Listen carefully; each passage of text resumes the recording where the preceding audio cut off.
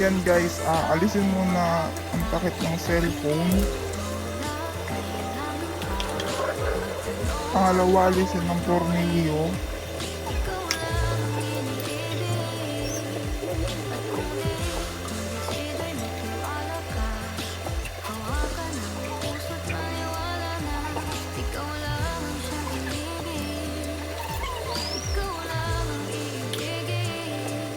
Alisin nyo din guys yung takip na yan na kulay black.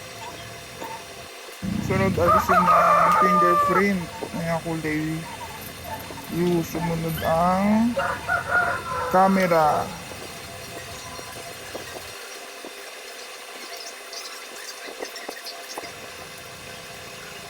Sunod na alisin na yung battery ng cellphone. At alisin na ang plastic na pinagpapatungan ng battery. Alisin yung kulay brown na nakakonect sa LCD. Dahan-dahan lang ho ang pag-alis. Gamitan ng tornilyo para hindi matigkal yung hindi kasi nalalaglag po yan. Dahan-dahan lang alisin para hindi mag-crack.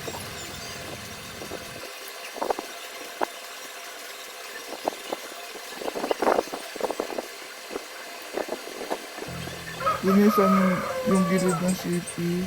Alisin yung mga luma nakadikit na glue sa cellphone para maayos na dumikit pag ibinalik na po.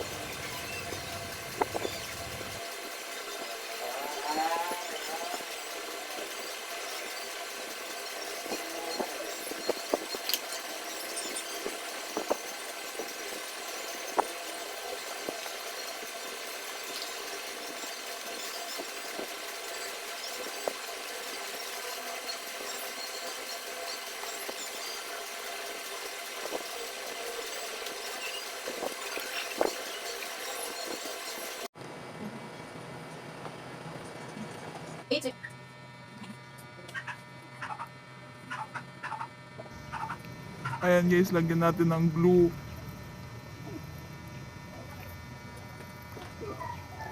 Yung gilid ng keyboard ng cellphone.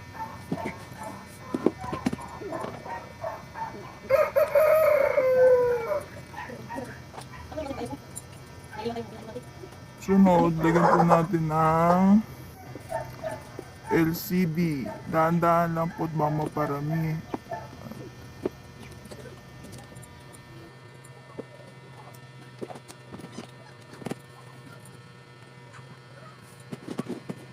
Ibalik na po natin yung LCD.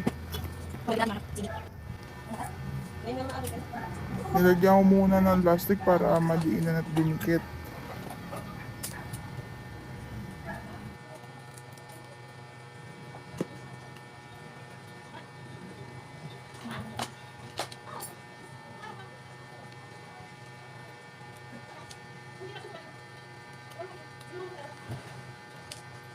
Ayan guys, kaya nilagyan ko kanina ng tornilyo. Yan, inalis ko ulit yung tornilyo. Nilagyan ko kasi yung tornilyo kanina kasi nalalaglag kasi yan eh.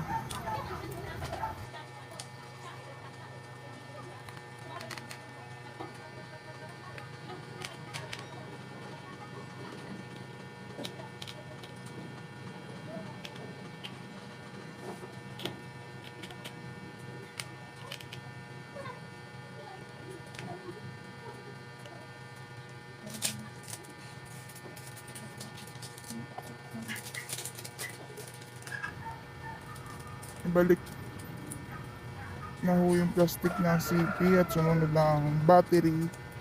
Kung ano lang ang pagkahalos sa ganina, ganun lang din po ibabalik. Subukan ko po kung nagana yung cellphone. Kung okay ba yung LCD.